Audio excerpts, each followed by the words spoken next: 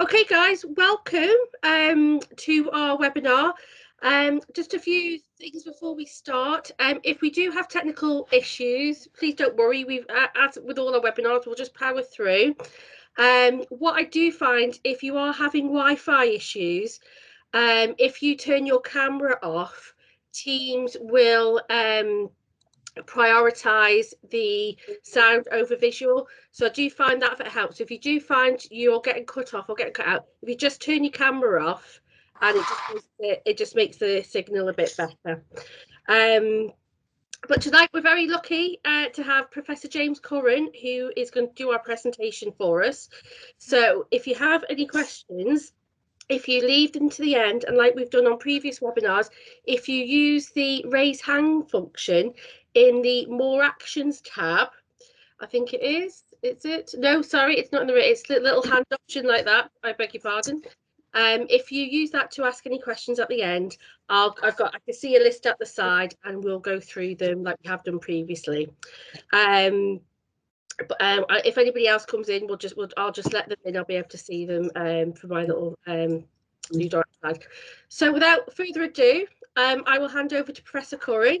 I've been really excited for this presentation, so enjoy. And Professor Curran, I'll start rapiding on and hand over to you.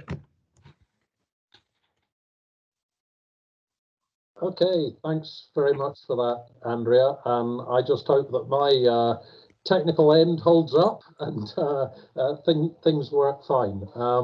So the most dodgy step for me is that I need to share my screen, which hopefully this works. Can somebody shout out if that's showing up okay? Yeah, looks good. Yes, that's fine. Oh, brilliant. That's good news. Okay. It's really great to be here with you this evening. As said, I very much hope that there'll be lots of discussion questions at the end. I actually wrote a short article the other day with exactly this title, Mother Nature Deserves a Living Wage Too. And the editor rejected it solely on this title because he thought the use of the term Mother Nature was genderist. I apologise if anybody is offended by that. And for the article, I did actually change the title to Service Charge Not Included, and hope during the talk you'll understand why both of these titles actually apply to it. As usual, and it's a risk I often run, I've got too much to say, but I will try and squeeze it all in. And as John Muir said, of course, the guy who founded the US National Parks Service, when we try to pick out anything by itself, we find it hitched to everything else in the universe. So it is kind of hard to stop. Now, I know I've heard the topics that you've already covered in the forum, and I've got an idea of what other topics you're going to be hearing about and learning about and discussing. So I've tried to prepare a talk that kind of meanders between those various topics and establishes the connectivity between them that John Muir mentioned. So let's see if we can move on here. How do I move the slide? There we go. Now, you'll all have seen this kind of plot before. This is carbon dioxide in the planetary atmosphere, and these are actually direct measurements. If you drill down into the Antarctic ice sheet, and it's done at Vostok, you can, as the deeper you go in your ice core that you drill through, further back in time you go, and you can extract the gas from the little bubbles locked up in the ice. So this plot is actually measured carbon dioxide in the Earth's atmosphere right back to 800,000 years before now. And you can see where we are right now. We're at this week, 420 parts per million, whereas throughout that almost a million years, it's been kind of bouncing around between 200 and 250 parts per million. So it's substantially higher than it has been in the past. And indeed, it's quite likely that the level we're at now, that 420 parts per million, we've never been at that for the last 20 million years. And if you go that far back in history, at that time there were no humans on the planet. There were apes, but no humans. And one thing to note from this plot is that that line at the right-hand end is almost vertical. The rate of temperature change is at least 100 times faster at the moment than it ever has been, as far as we're able to judge in history. And that is a particularly dangerous feature. And we'll say a bit more about that in a minute or two. Of course, if we continue to emit carbon into the atmosphere, temperature continues to rise. And again, you'll have seen lots of plots like this. Currently, average global temperature is about 1.2 degrees above pre-industrial levels, but it's actually much warmer than that in the Arctic region. It's about 2.5 degrees warmer than pre-industrial. And the various commitments that have been made under the UN Paris Agreement, those are called NDCs, nationally determined commitments, would still take us, on the best kind of modeling we've got, globally to around 3 to 3.5 degrees warmer by the end of the century. Now, the next UN conference is in Glasgow. It should have been last year. It's still hoped to be this November.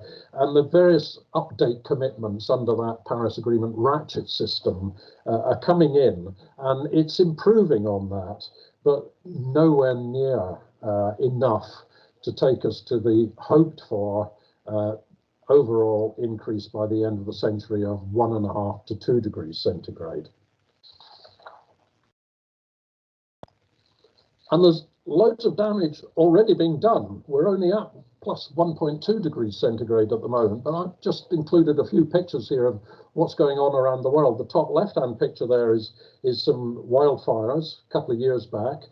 It's a place called Bogus Creek in the Yukon Delta in Alaska, vast wildfires there. They release huge amounts of carbon dioxide into the atmosphere. Burning anything does. But that's only part of the story, because as you can see, it releases a lot of black carbon in the smoke, and that black carbon also warms up the atmosphere, but then it deposits elsewhere. And on the top right-hand picture, you can see black carbon deposits being strewn across, in this case, the plateau on Greenland. And turning the ice black instead of white means that ice also absorbs more heat from the sun and therefore melts faster. In the bottom left-hand corner, it's a picture from Scotland. These are the Monolith Mountains near the River Spey, and you can see substantial peat erosion there. Peat is an enormous store of carbon, particularly in Scotland. And the erosion there, quite likely, there's a number of causes of that, but one of them may well be associated with climate change, in that we get hotter, drier summers, and peat is only there because we have a cold, wet climate. If it gets hot and dry, the peat dries out, loses its cohesion, begins to disintegrate, and then in the autumn we get very heavy rains on it, another feature of climate change, and it erodes and begins to wash away that carbon. When it gets into the state you can see in the picture there, that peat is beginning to release large amounts of carbon back into the atmosphere through carbon dioxide, whereas normally a healthy peatland would be taking in carbon dioxide from the atmosphere and layering it down in that cold, wet climate in vegetation, building up peat layers about 1 millimeter at a time each year. On the right-hand side at the bottom is quite an interesting new feature that are just being noticed in Siberia. This is a methane blowhole. It's hard to get the scale there, but that's about 50 meters across. And as the permafrost melts, the underlying trapped methane gas explodes out and is obviously released into the atmosphere. Methane is a pretty deadly greenhouse gas. It contributes very much to climate change. It's 25 times more powerful than carbon dioxide. So all of these are elements of what's called positive feedback. It's climate change having an impact on our natural world, and that impact creates results that end up in releasing more carbon dioxide or methane into the atmosphere, which in turn makes climate change worse. So that's called positive feedback. If it gets really out of hand, then we could indeed arrive at what are called environmental tipping points, when we get to points where the natural systems of the Earth go into a different state altogether, and it may be very difficult to retrieve it. So these are just examples of what are sometimes called wicked problems. The wicked nature of these problems describing their extreme interconnectivity. And these kind of wicked problems are something that we really need to think very carefully about as we address climate change overall. Again, you may have seen this plot. But as I said, we're at plus 1.2 degrees centigrade at the moment. And if you can read the relatively small print on that, it means we're approaching the point at which 10 to 30%, okay, fairly wide range, but 10 to 30% of all species on Earth are committed to extinction. That's where we already are. But this plot also tells us what might happen when we approach plus 3 degrees centigrade, which, as I said, is where we're headed at the moment under the various commitments that nations around the world have made to address climate change.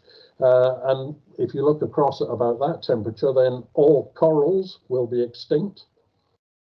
1/4 to half of all species will be committed to extinction.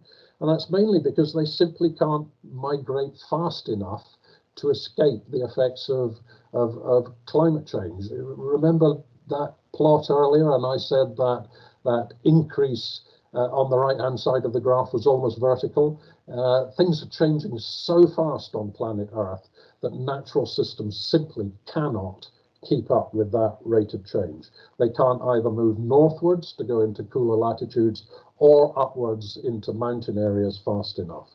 And those changes destroy various interconnected cycles, those cycles perhaps of breeding of animals and then needing to have certain food supplies available, larvae or something for bird chicks at the right time of year. Those cycles get out of synchronization and we end up with very serious ecological problems. Also, at around about 3 degrees centigrade, we see loss of Amazon rainforest due to drought, that would be, leading to a major failure of terrestrial biosphere to soak up carbon. The Amazon forest soaks up very large amounts of carbon. So what is actually happening at the moment? We have loads of other evidence that biodiversity worldwide is declining pretty rapidly, and that's despite decades of protection in Europe, the so-called Natura 2000 system, protection of isolated designated habitats or individual species being given statutory legal protection. Something seems not to be adequate in our current approach. The top left-hand graph there is UK Biodiversity Indicators. This is the abundance of 213 priority species across the UK, and over that time period plotted there, that abundance has dropped by 60%.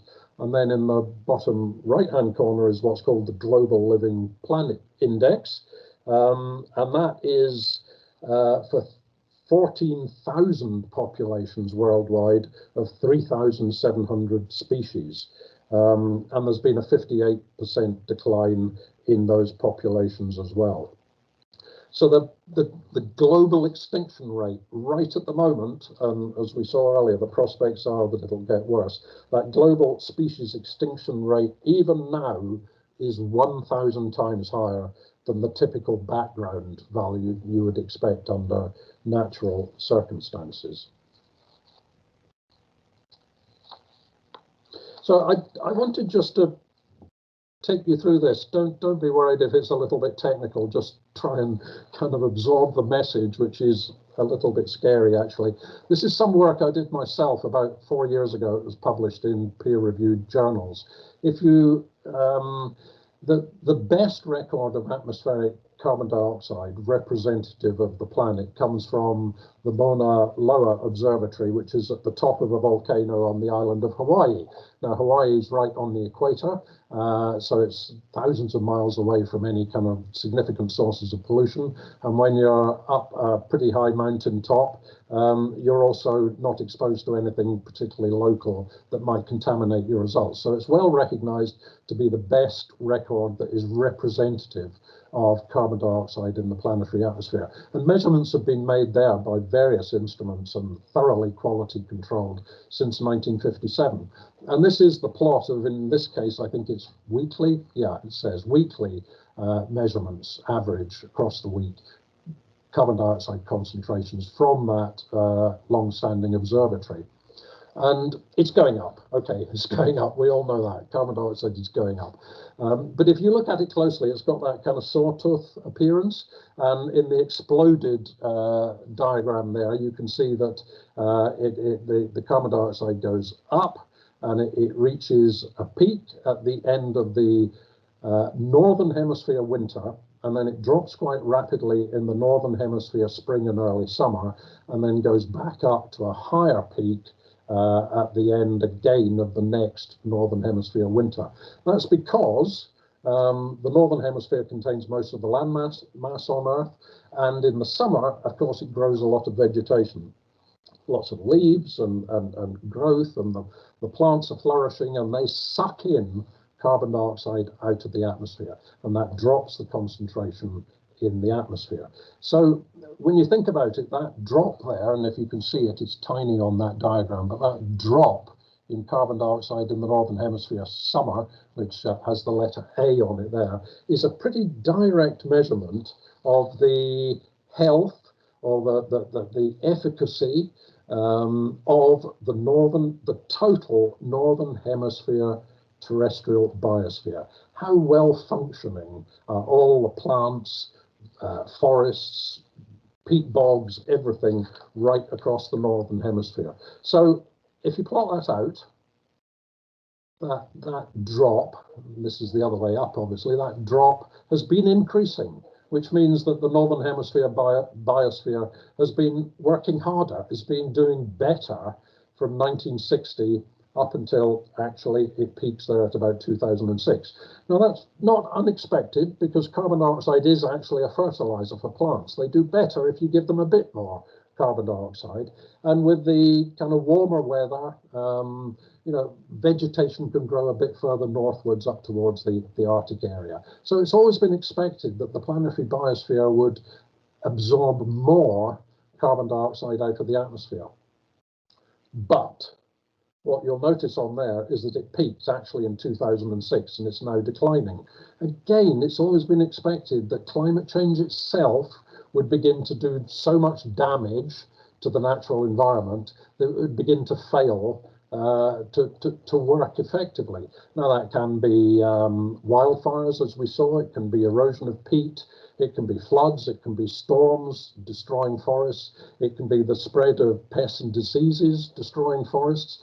And it was always reckoned that the planet might reach that point round about 2030 at the earliest. Well, I think my results here show that it's actually already happened. The biosphere is already damaged and is beginning to lose its ability to kind of absorb the carbon dioxide we keep putting into the atmosphere. Well, you might wonder, how big an effect is that? And this is just a plot to try and show you that it's actually a really, really big effect.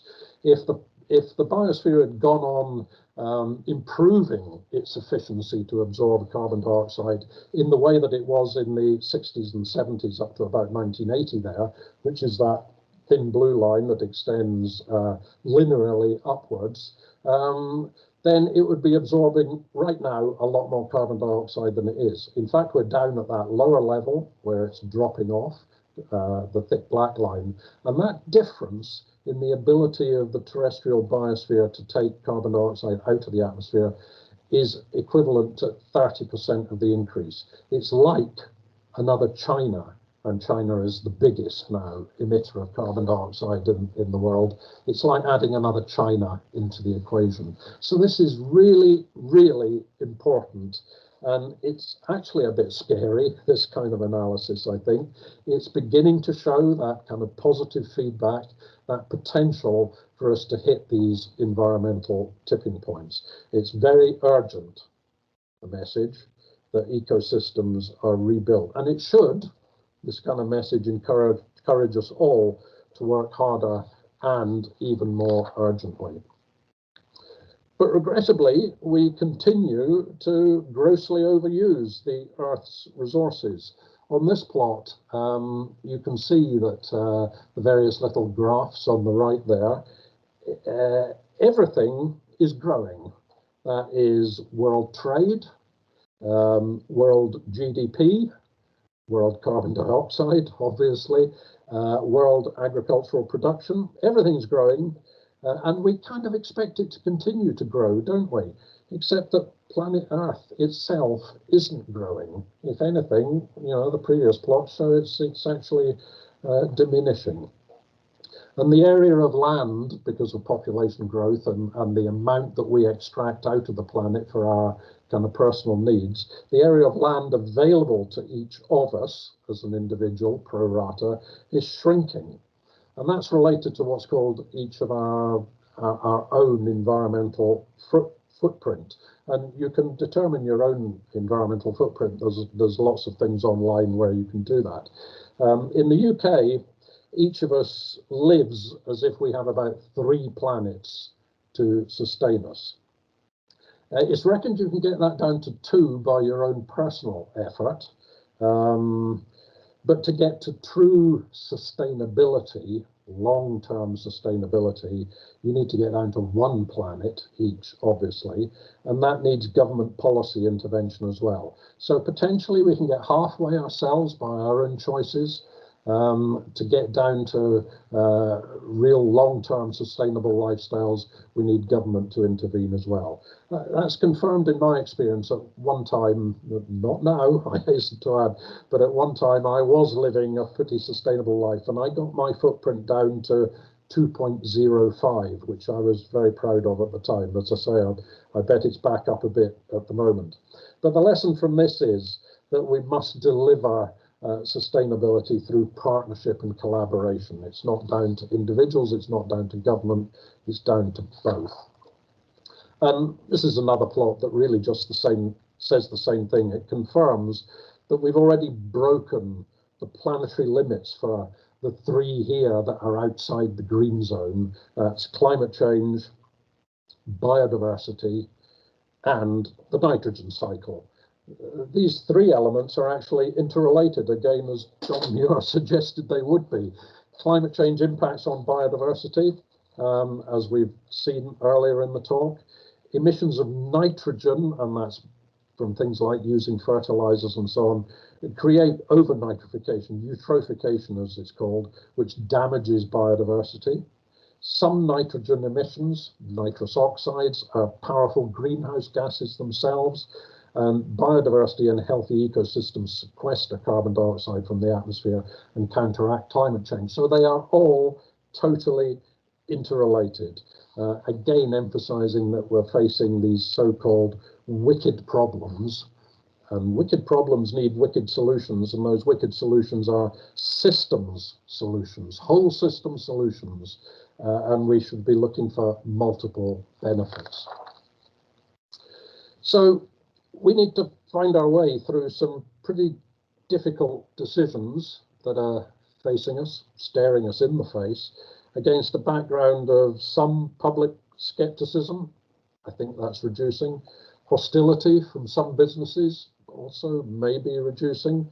Some antagonistic public policies, inappropriate subsidies for fossil fuels, for example, and sometimes uncertain science, which we need to learn to live with.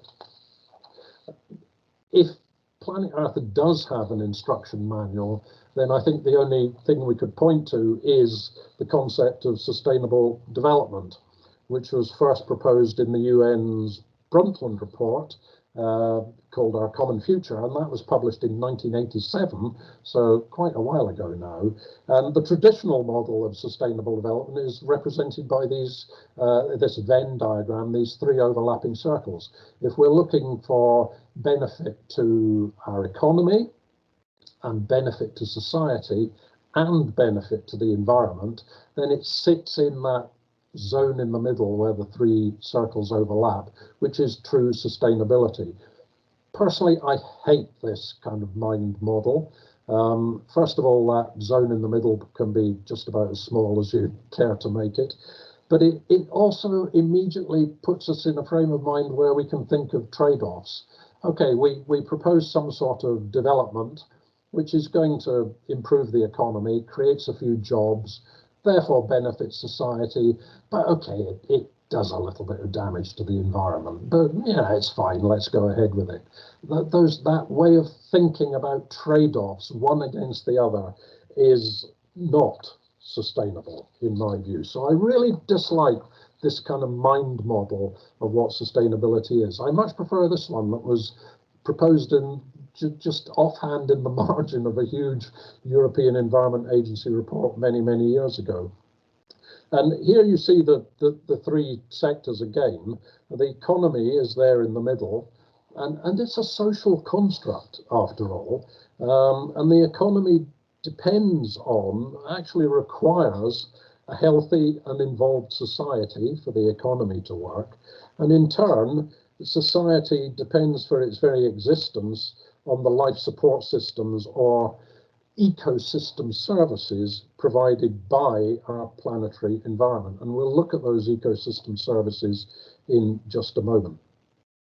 This model suggests, obviously, that the environment is fundamental, and this model doesn't allow for any trade-offs. It sets entirely different parameters when you're beginning to think about future development. And it forces you into thinking about multiple benefits. Whatever you do must benefit the economy, society, and environment. And I want to just take a moment to reflect on the fact that our thinking, mankind's thinking, does thankfully develop and expand. We've gone through various stages, I think, of response to our natural environment. Originally, going a long, long way back in time, the environment was clearly a threat to us. Storms and cold, predators chasing after us, disease and famine. We had to protect ourselves from the environment. Much, much later, and that's maybe only within the last number of decades really, we realized we needed to manage and protect the environment, since pollution was threatening not only wildlife, but our own health. And much more recently, we've begun to realize that the environment needs to be protected from us. It's interesting, I think, to think about Sigmund Freud, who in the 1920s talked about two great outrages against man's self-perception. The first, he suggested, was when Galileo in the 1600s suggested that the Earth was not actually the center of the universe. It was a small planet circling around a small star in a galaxy. We now know that the galaxy is filled with billions of stars, and indeed there are billions of galaxies. It wasn't actually until 1992 that Galileo was pardoned by the Vatican.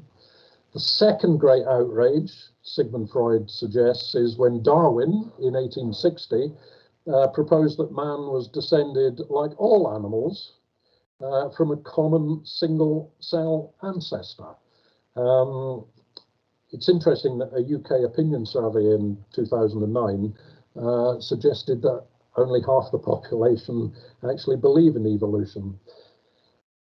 I would suggest there's an outrage number three, and that is that humankind must begin to understand that we are not actually wise enough to have, as Genesis 1:26 in the Bible says, have dominion over the fish of the sea and over the birds of the heavens and over the livestock and over all the earth and over every creeping thing that creeps upon the earth. We're just not clever enough to do that. We keep fouling it up.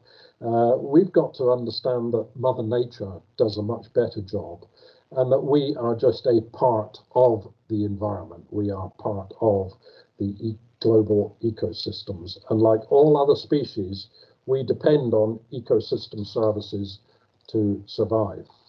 So what are these ecosystem services I've been talking about? They're actually what nature provides to us free. Now, they're normally categorized under these four kind of headings. There's been a survey across the UK of the state of these ecosystem services that I'm not going to go through in detail. You can see them on the slide there. But in Scotland, 44% of these ecosystem services, and you can see that many of them there are pretty essential, are declining. 44% are declining. The provisioning ones, food, stuff like that, timber, are doing not too badly, but the regulating services are declining pretty rapidly. The picture at the bottom there is from Rannoch Moor in Scotland, and it's actually an area of the moor that has been fenced off to stop overgrazing by deer and sheep. And you can see that nature is actually recolonizing that pretty quickly. Rewilding works, it rebuilds ecosystems and therefore the services they provide pretty well. Now, two of the kind of underlying principles that environmental protection has relied on for many years, and they came largely from the European Union, the Precautionary Principle, which is generally hated by the business community. It's thought to stop any development whatsoever. Of course, it doesn't. It just assesses risks and puts in kind of fail-safe mechanisms if those risks are actually realized. The other is the polluter pays. That's less hated by business because rarely, if ever, is it put into practice. And I would much rather see a concept of not the polluter paying, but the payment for use of ecosystem services. Hence the title of this talk, Mother Nature deserves a living wage too. Because if we instituted something like that, we would begin to put real value on those free services on which we rely. There's something about our state of mind that only values what we can put a price on, rather sadly. And you might think, well, that is really theoretical, but it's actually not. I can immediately suggest to you one ecosystem service that brings in billions, and that's the use of the electromagnetic spectrum. The mobile phone companies paid billions, many, many billions, to use tiny parts of the electromagnetic spectrum in order to set up those mobile phone communications. That is an ecosystem service. I would challenge anyone to say it's any different from any other free provisions provided to us by nature. So why shouldn't we expect these public goods, which are owned by all of us who live on the planet, if you like, why shouldn't business be charged a going rate for putting pollutants or contaminants into air and rivers, agriculture for using soils, forestry for using clean air, water and soils, tourism and recreation for benefiting from and using a clean environment. Perhaps more realistically, conveyancing of large land holdings could be subject to an ecosystem services rating, and people would pay for that. And in Scotland, maybe, I don't know if you have it on the Isle of Man, there's something called the Wago scheme, where tenant farmers, if they improve the land that they are the tenant on, and it becomes better for agricultural productivity, they benefit financially when they give up that lease. Well, why not ecosystem services as well? Let's just extend the Wago system to ecosystem services, and those financial benefits of the enhanced ecosystem service provision could then be accounted for. So, you know, I think Mother Nature really does deserve a living wage. Now, this is quite complicated, and I'm not going to spend a lot of time on it, but under natural conditions, ecosystem services are clearly provided by fully functioning habitats and assemblages of flora and fauna. But as we've seen, they're failing, despite decades of so-called protected species and sites. These are the results here from a number of truly landscape regional experiments across 5 continents. It's 5 experiments across 5 continents, and habitats were managed here to see what the effects were on the biota and what the effects were on the ecosystem services. And you can see it's divided up into 3 possible outcomes here. A reduced area. If we start snipping away at habitats and make them smaller and smaller, isolated habitats, then that reduced area creates decreased animal residency, leading to reduced abundance of birds, mammals, insects, and plants. And then we can isolate habitats. You know, we separate them. We drive a road between the 2, or we build a town between habitats that were previously connected. And that reduces the opportunities for recolonization. It certainly reduces carbon and nitrogen retention and reduced opportunities for pollination. And then if you change the shape of the habitat, so you make it an irregular shape and there's more edge to the habitat than there should be, then you get you get increased predation from the surrounding disturbed habitats, and again you get reduced productivity. This effect can be huge. It can be up to 80% after 10 years, but it takes time, but then it increases year after year after year, and the experiments have shown really significant declines in the biodiversity and the ecosystem provision of 20%, rising up to 75% during fragmentation of habitats over a kind of 10-year period. So there's some strong lessons here about how we can reverse that by reconnecting habitats and therefore improving, amongst other things, natural sequestration of carbon. And that reconnection can be done pretty cheaply and effectively by natural rewilding. So we've touched on the valuation of ecosystem services, putting pound signs on it, and payment for ecosystem services, but let's explore that kind of financial connection to the natural environment a bit further. You can see here some really quite astonishing, at least I find them astonishing, estimates that Swiss Re, a huge reinsurance company, reckons that over half of global GDP is moderately or highly dependent on biodiversity and ecosystem services. The Dutch National Bank reckons it would suffer very severe consequences if and when ecosystems begin to collapse. So, you know, climate is having its impact on the natural environment, and also that in turn is having impacts on the social fabric, our kind of civic society around the world. And the Kovada pandemic has been a particularly good example of that. The pandemic itself, as you can see from the figures there, have created an additional 70 million people worldwide pushed back into poverty, and over 1.5 billion workers in the informal economy, already not well paid, have had their wages cut by up to 60%. And it is that interaction between ever-expanding agriculture, ever increasing intensification of our agriculture, of our extraction from the planet, that has fragmented habitats and pushed wildlife into closer and closer contact with human population, and the opportunity for diseases to be spread from the wild animals into man, and that is reckoned to be the reason and the source of the COVID-19 pandemic. So again, interconnectivity, as John Muir so rightly pointed out. So we're seeing here that, you know, the financial institutions themselves are reckoning that there's potentially some economic damage coming up in the future, and the first will be hit, and already is, will be the fossil fuel industry, particularly big oil.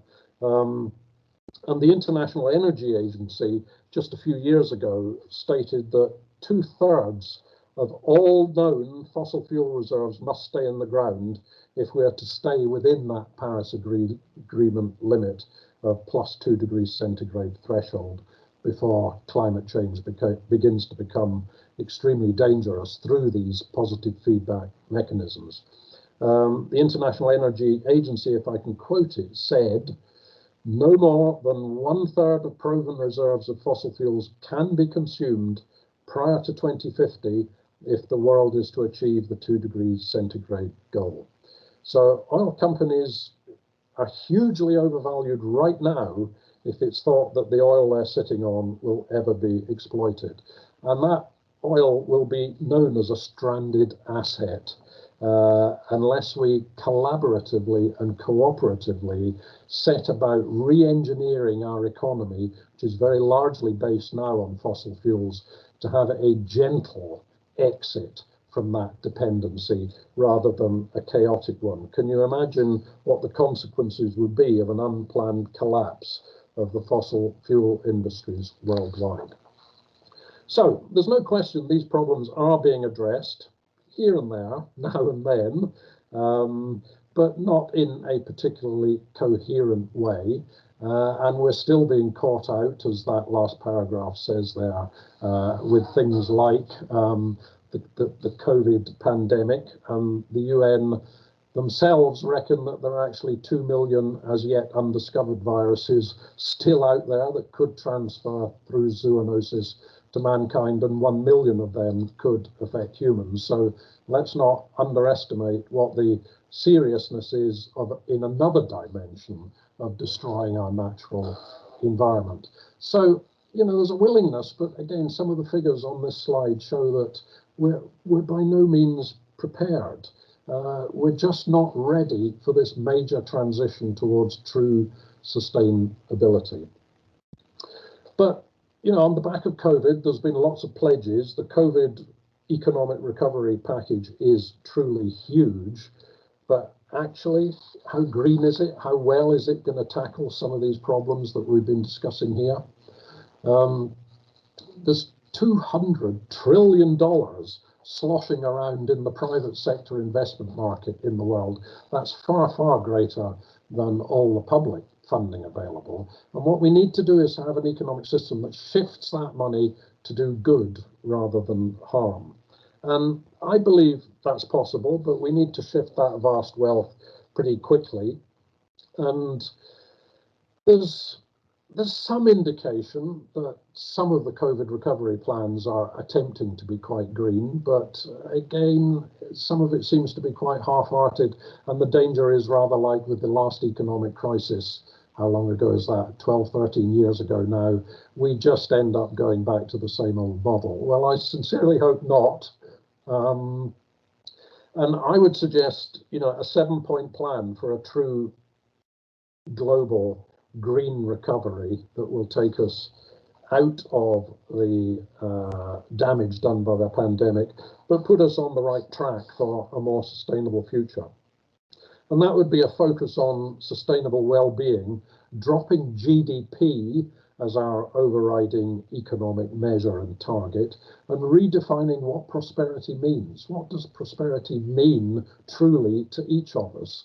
Is it really just creating more billions for some of the super rich? We should invest in nature and well-being. That is investing in rewilding, habitat, connectivity, and a natural health service. We need nature around us for us to remain healthy, both physically and mentally. We need to reform our cities to be ecological, building in climate change adaptation, making cities more resilient to the changing climate, building green infrastructure, active travel, and enhancing and promoting public transport. We need to reform our land, food, and health systems to generate less waste, to have more direct marketing of local food to local people, and perhaps introducing new technologies like vertical farming. We need to transform our industrial sectors to be more environment and resource efficient, to get productivity gains, and to create the circular economy, which I'll just come on to briefly in a moment. We need to provide much better access to finance and enhance risk-taking, but perhaps some of that risk reduced through public sector regulation, setting public standards, and some lead public funding to leverage in that vast amount of private wealth that could be mobilized. And finally, we need to step up research, innovation and skills, which particularly the UK is tragically bad at and has been for a very long time. So one key foundation, as I mentioned just in passing there, is the circular economy, something that I regard as vitally important. We need to get away from that linear economic model we have now, which is extract from the planet, make a product, and then after a fairly short life, throw it away. No, the circular economy is much more than that, and it goes way beyond recycling. It's about creating products in a way that they minimize the use of materials. They completely reuse or recycled materials. They're built and designed in a way that they have a long life and can be repaired and upgraded. And the EU has just brought in new rules on the right to repair, which I love, that each of us as consumers should have a right to expect something we buy to be repaired, either by us or by the manufacturer. And ultimately, any product should be disassembled and all its parts be reused or recycled. And there's lots of benefits there, which I'm not going to go through, but one of them is certainly reduction in carbon emissions. The circular economy in Scotland has been looked at, and it's been estimated that a circular economy would drive a 20% reduction in carbon emissions and a 50% reduction in the extraction of raw materials. I wanted to mention just one example, which is a company I love. 55% of carpets in the UK end up in landfill, which is a pretty tragic number, I think. Interface is a global billion-dollar company founded by a guy called Ray Anderson, who dared to imagine in 1994 that his business could be mission zero led, having zero environmental impact by 2020. Well, they've just about done that. Interface is the global company that makes carpet tiles. Carpet tiles are a wonderful, sustainable eco-design anyway. Just imagine you put a brand new fitted carpet in your living room, you're in the evening there celebrating with a glass of red wine and you spill it. 99.9% of that carpet is still perfect, but right in the middle is a red stain which you can't get out. So you have to rip up the whole carpet, and as likely as not, it goes straight back to landfill. Carpet tiles, you don't. You replace that one carpet tile. You move it to under the sideboard and replace it with another one. If the carpet wears in the doorway, you move the carpet tiles around. It's just such a wonderful eco-design. But the company that manufactures most of these globally is Interface. And they now have all their carpet tiles are zero carbon. They entirely use recycled materials. Corporate customers can actually lease the carpet. They don't even buy it. They're buying the carpeting service rather than the product. And the company has gone even further now and dares to imagine, it's a phrase they like to use, the forest factory, where the factory actually becomes a restorative business, putting more back into nature than is taken out. I mean, two lessons from that. It can be done, and it can be done by a huge, successful, competitive global company, but the leadership is absolutely crucial. So eventually, it is all about us. As we said, the economy is a social construct. It needs to be made and operated to our advantage and to nature's benefit. So it is all about us. And we need to think of new ways to mobilize the wider population. I'm probably running over my time, so I'm going to begin to wind up and not go into some of the detail I wanted to here about how we might reach social tipping points. We absolutely want to avoid climate or environmental tipping points. We need to reach very rapidly economic and social tipping points. How do we mobilize the wider population to not only change their own behavior, which is only part of the story, but to back politicians when they potentially take some quite hard decisions in order to help us reach net zero by mid-century. We need to motivate hearts and minds. And it's important, I believe, that every one of us has an ethical or moral belief that we're genuinely working for the good of the environment and of our society. And on top of that, we must be practical. We must be involved in making things change. The status quo is intolerable. We're not facing any theoretical problem here. The problem is real, it's now, and it's very dangerous. And finally, we've got to use our intelligence and our creativity, all of our skills and talents to investigate, to use sound science, to marshal all the evidence that will persuade others and politicians and businesses. And we need to use every means available to us to do that persuasion. That actually is a nice summation of what's called authentic leadership. And I think you guys are in such a perfect position to adopt that concept of authentic leadership and to use it in an incredibly positive way for the future. I'm coming to a close. You know, there was a Universal Declaration of Human Rights in 1948. And amongst other things, it says that everyone is entitled to an international order in which their rights and freedoms can be fully realized. And one of those individual rights is that every one of us has the right to a standard of living adequate for health and well-being. Well, that's in jeopardy, I would say.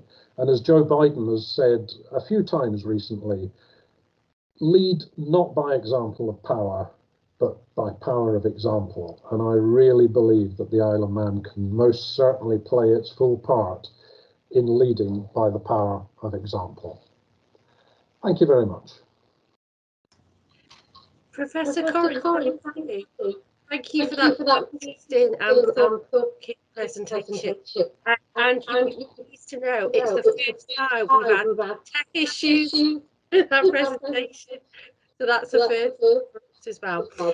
I know our members will be dying to ask you some questions. So guys, if you have a question, if you use the hand raise function, so I can know to refer to you. And we can ask Professor Curran some questions on his presentation. I can't see a handheld icon. Okay, John, no worries. Do you just want to go and ask your question? There are so many things that I would like to say about that presentation. Perhaps Professor Curran would like to start taking notes to reply. Here's a graph. It shows rising CO2 against temperature. You will see the pause there between 1999 and 2016, when there was no significant rise in temperature, but there was rising CO2. Next one is we have here. Can I stop you there and ask you what that temperature record is? Yes, that was well, the CO2 is self-explanatory, of course. That's from Mauna Loa. Yeah. And the temperature is from Hadcrut and the University of Alabama.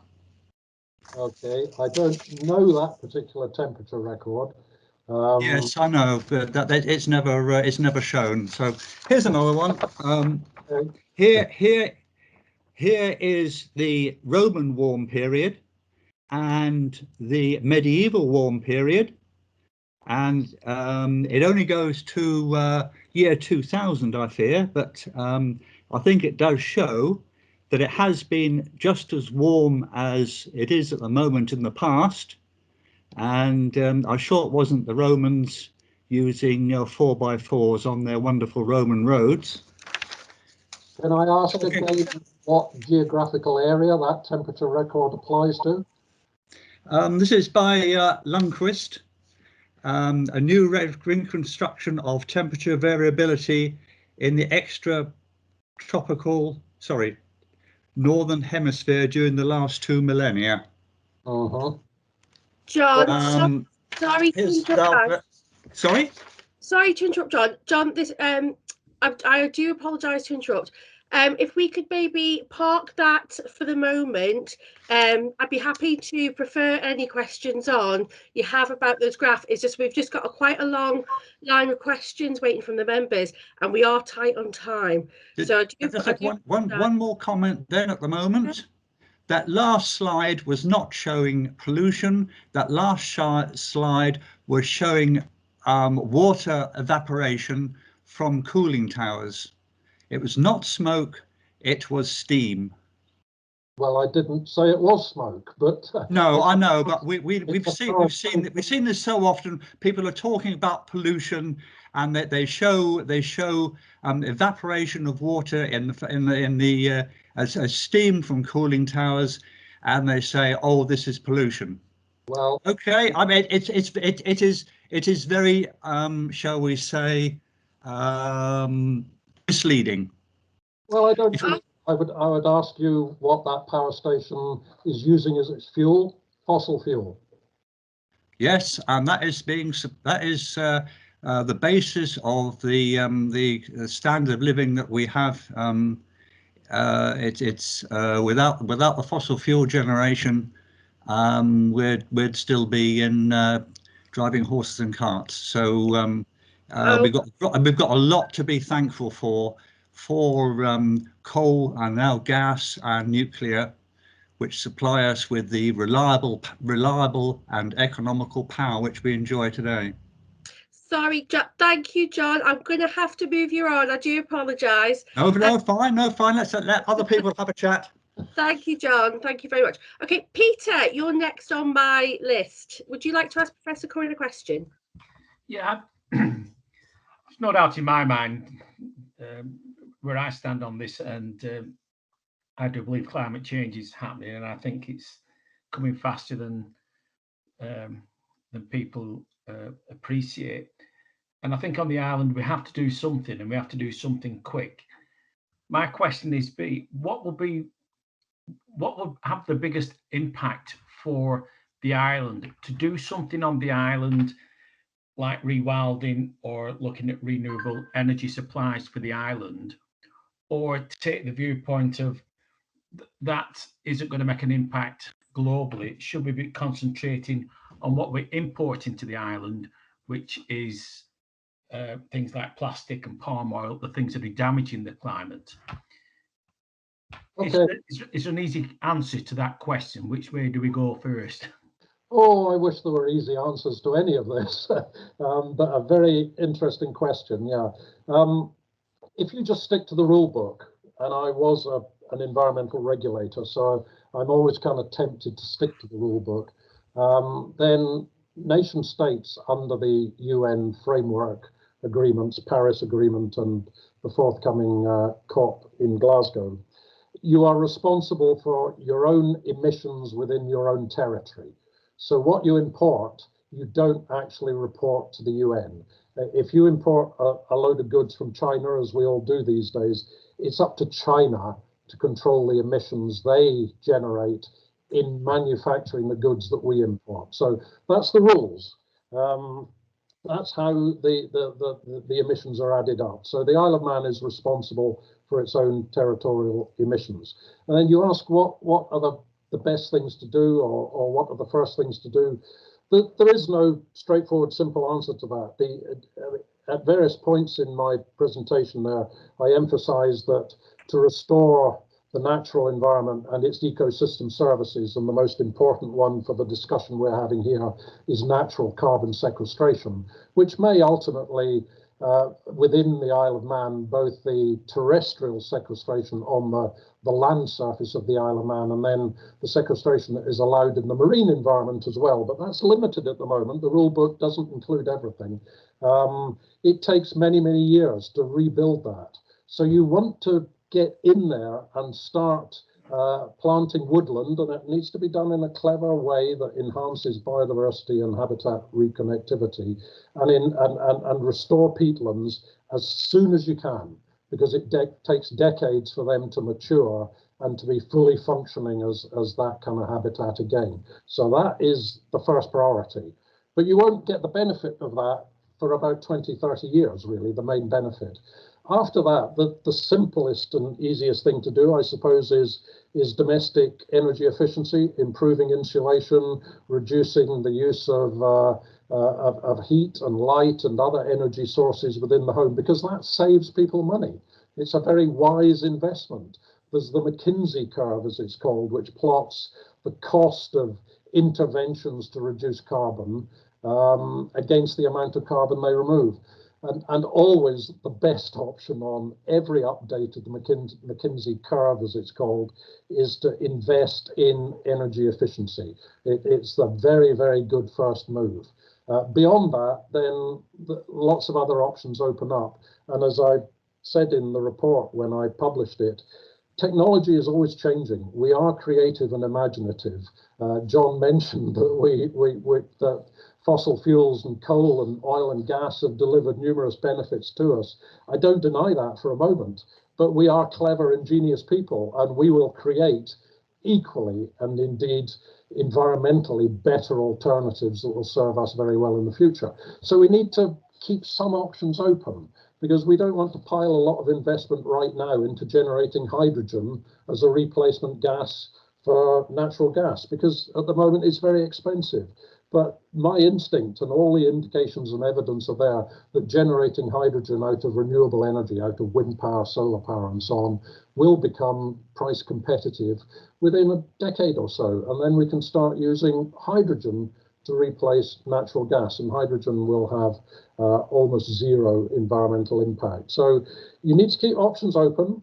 There's some things we should do right now. They're fairly obvious, and we know how to do them. And I think that is the way to take it forward. Thank you. Brilliant. Thank you. Aida, you're up next on my list. Would you like to ask Professor Curran a question? Yes, thanks, Professor Curran. Very interesting and very uplifting presentation. Just want to ask you a question on how the Isle of Man can portray itself internationally, because even if you become carbon neutral tomorrow, it won't change, because we are responsible for 0.003% of the whole GHG emissions in the world. But if the island decides to go on a greener path, how do you see the island being a leader in terms of international opportunities and attracting this $1 trillion of funds that are available from the private sector to help invest in cleaner energy and carbon and natural-based solutions here? Okay, good question. I mean, I closed on that quote from Joe Biden that I love. I'm sure it will become a classic quote. Lead not by example of power, but by power of example. And the Isle of Man is, you're right, small. It's not amazingly powerful in a global context, but it can have real power through example. And I think if, admittedly, from a relatively late standing start, the Isle of Man, with the full commitment of the whole of society on the island, and I believe that is crucially important, and you guys are really central to that. If the Isle of Man can begin to put together a very coherent plan over the next few decades to take to net zero, and a lot of that will depend on mobilizing the financial sector and the business sector. And on the Isle of Man, you have good exposure to the financial sector, so get them in as part of the team, get them on board. Then I really believe that the Isle of Man could, if it chooses to, it's up to you whether you want to do it, could position itself as quite a leader in exemplifying how small nation states or island states can really make a difference and can achieve the kind of environment and climate benefits that we also desperately seek. You're already in the unique position of being the only entire country that is biosphere. That's to me is a fantastic start. So I would really cash in on that. And if there's a will on the island to do that, you can easily position yourself as a global leader. I mean, I'm pretty proud of what Scotland has done. Scotland took an early start, and it is well recognized globally as being quite a leader in climate change. Scotland isn't even a nation state, and it's very small. but it has positioned itself very well. The Isle of Man could easily, if it chooses to, emulate and do even better than that. Thank you, Professor Curran. Richard, you're next on my list. Would you like to ask Professor Curran a question?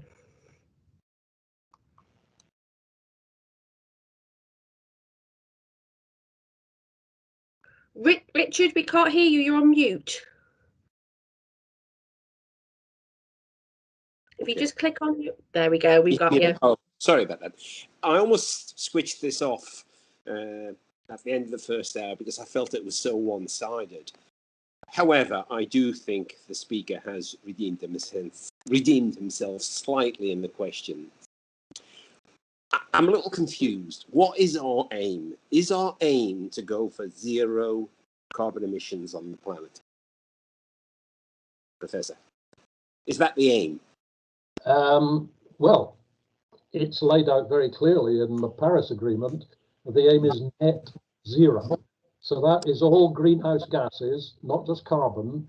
It allows for some emissions to be offset through natural sequestration. So my guess is we would cut all greenhouse gas emissions by about 90%.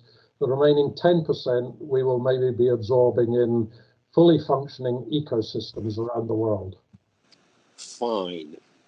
Now, if the temperature rise is due to the increasing CO2, etc., if we go to zero, won't that have the opposite effect? Won't we reduce the temperature on the planet? No, the latest modelling, this is quite a hot research topic actually you've picked up on. The latest modelling suggests that if we hit net zero, then temperatures will fairly rapidly stabilise. It'll be a long, long time before they start declining. I'm sorry, but if you've used these graphs for the 8 million years, carbon in the atmosphere against temperature, and you've got this beautiful, well, fairly beautiful sine wave graph, and it's closely related, and I believe it.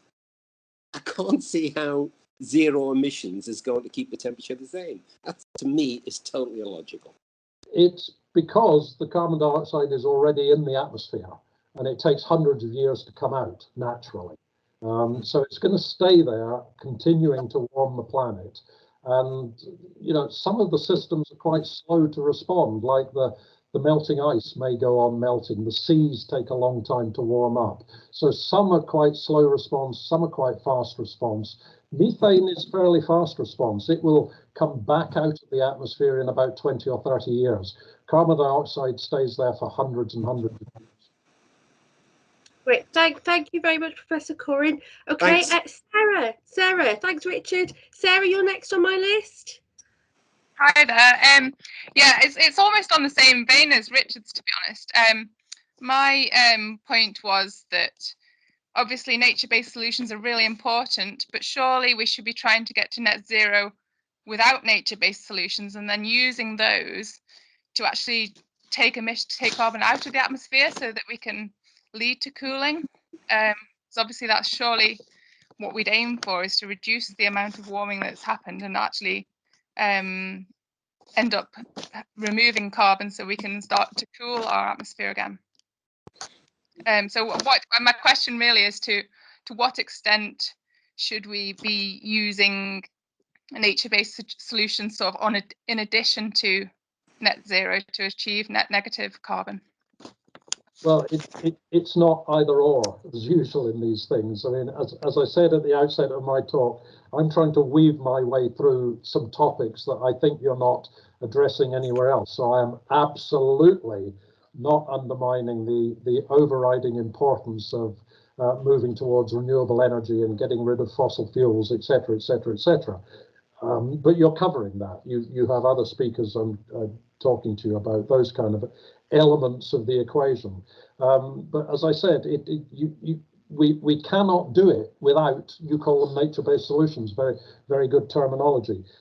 We can't get to net zero without having fully functioning ecosystems, and that's all about investing in nature-based solutions. by 2050. And we need to start doing that now, because they take some time to get up to maturity and to be fully functioning. So there is no either or here, it's all of them. No, I absolutely agree with you that they need to be part of the solution. My question was, if nature-based solutions are part of the problem, how do you envisage us reducing carbon, taking it out of the atmosphere to achieve cooling in the future, or to reduce the ongoing impacts of the warming?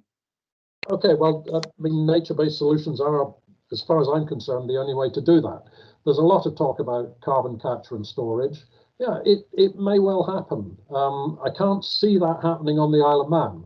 You don't have the available geology for it, but it may happen in the UK, and part of the UK net zero plan is to pipe carbon dioxide from emissions out into the North Sea and bury it in the depleted oil and gas fields. Okay, it may happen. It's certainly another very expensive solution, but it could happen. I don't see that being an available solution on the Isle of Man.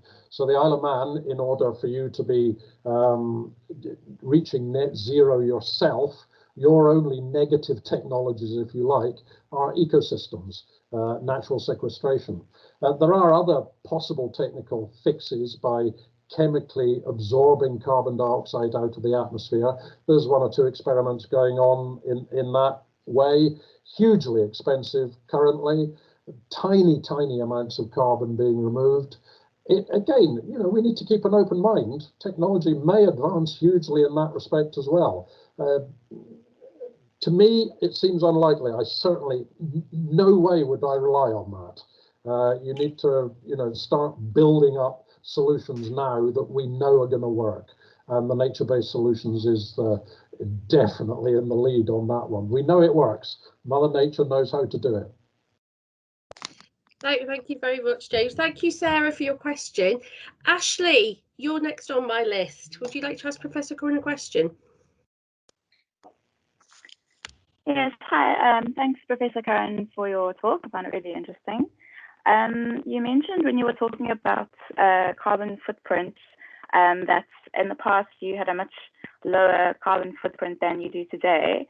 Can you explain a little bit as to how you were living at that point, why you had a lower carbon footprint then, and perhaps why it's now increased again at this point?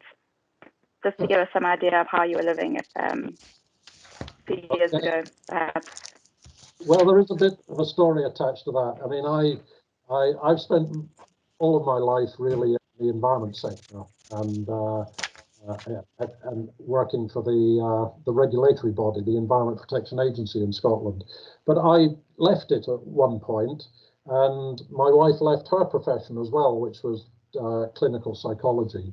And we set up an eco store in the city centre of Glasgow. And that store also had an attached organic cafe. Now, the cafe was 100% organic, 100%, absolutely nothing other than one lettuce. And I was embarrassed about that. On one occasion, we had to use a lettuce that wasn't organic. I swear it was 100% organic other than that, which I don't think any other cafe has done, to be honest.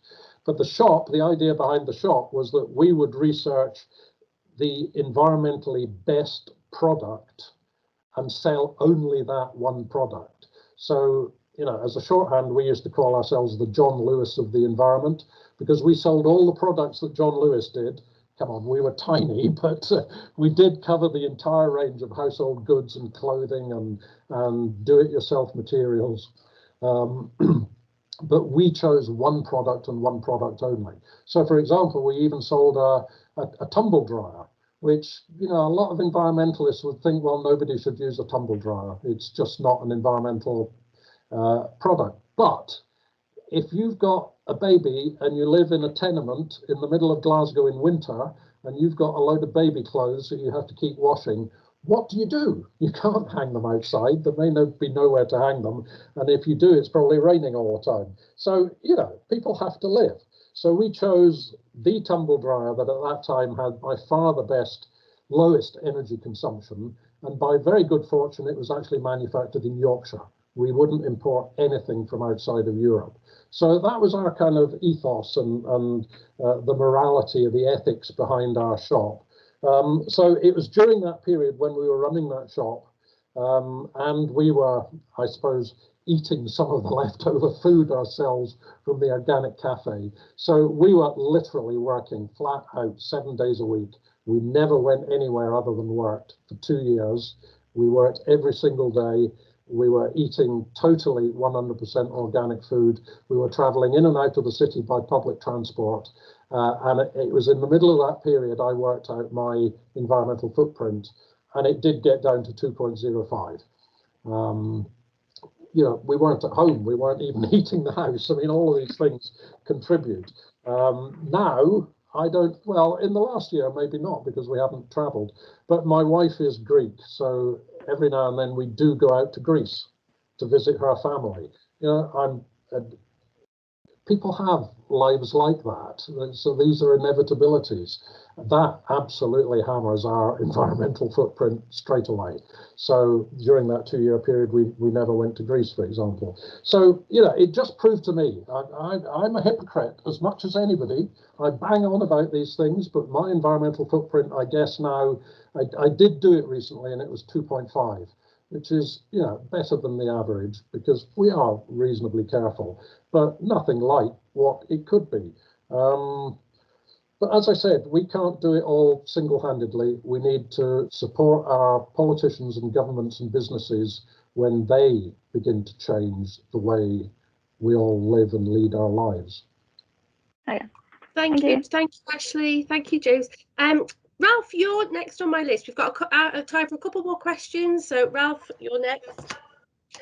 Thanks, Andrea. Thank you very much, Professor. That was a great presentation. I really enjoyed it. A couple of points I'd just really like to hear your comments on. One, you mentioned the circular economy. Now, did you hear that IKEA are actually taking goods back in and reselling them on behalf of customers?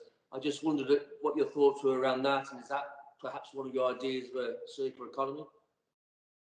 Yeah, brilliant. I mean, IKEA is a pretty good exemplar as well. Not as good as Interface, because Interface for many years has had a take-back system for carpet tiles. You could send them back to the manufacturer, Interface, and they would chop them up and reuse them.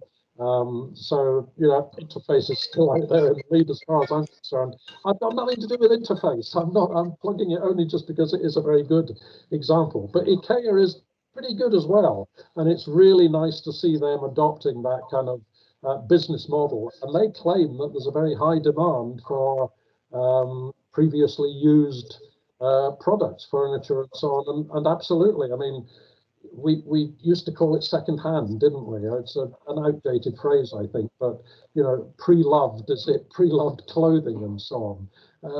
We have an absolute obsession with changing clothes all the time. So, you know, my wife and I, she particularly, we go to second-hand clothes shops quite often. And you can maybe tell by the way I'm normally dressed. Yeah, it just makes sense. Yeah, and secondly, you mentioned sort of carbon offsetting. Now, we're sort of focusing on the Isle of Man, so really, if we want carbon offsetting, should that really be something generated on the Isle of Man to sequester carbon, or is it all right to actually buy offsets from around the world? Well, a number of nation states have said they will achieve net zero by their own efforts. They won't use kind of international offsetting mechanisms, or potentially only as a very last resort, and it may need some further political decision to use that mechanism. So I think it's preferable, because this kind of voluntary carbon offsetting, if you like, is an income stream. And if it can be used wisely on the Isle of Man, then that is income that can be used to rebuild ecosystems. And those ecosystems will sequester carbon, but they will also provide a much enhanced natural environment on the island. Better amenity, better recreational potential, better scenery and wildlife, improving tourism opportunities. All sorts of benefits can come out of it without actually damaging livelihoods. And that takes us immediately back to a just transition and all those social elements that must be part of the equation. So, you know, I would like to see as much as possible the potential funding for carbon offsetting being used locally. And that is, I think, part of what a just transition is about. If you have to do international offsetting, then it needs to be kind of gold standard. It needs to be certificated as genuine, not some shady company just taking the money and not actually doing anything. Thank you very much, Professor. Thank you, Andrew. Thanks, Professor. Okay, last but not least, we've got time for one more question. Tim, would you like to ask Professor Curran your question, please?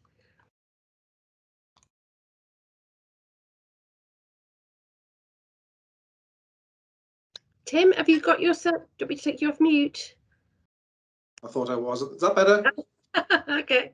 Good evening. Sorry. Obviously, you've mentioned, you know, there are international treaties in place, intercredible views, but how do we sort of regulate the whole transition and have sort of a regulation in place? And I say that, for example, for the Isle of Man, we talk about net zero. Well, of course, there's ways of doing it, and you could very easily say, as you mentioned before, you could rewild, we can import all our electricity, and we can import all our food, and we would be net zero a lot quicker than doing it other ways.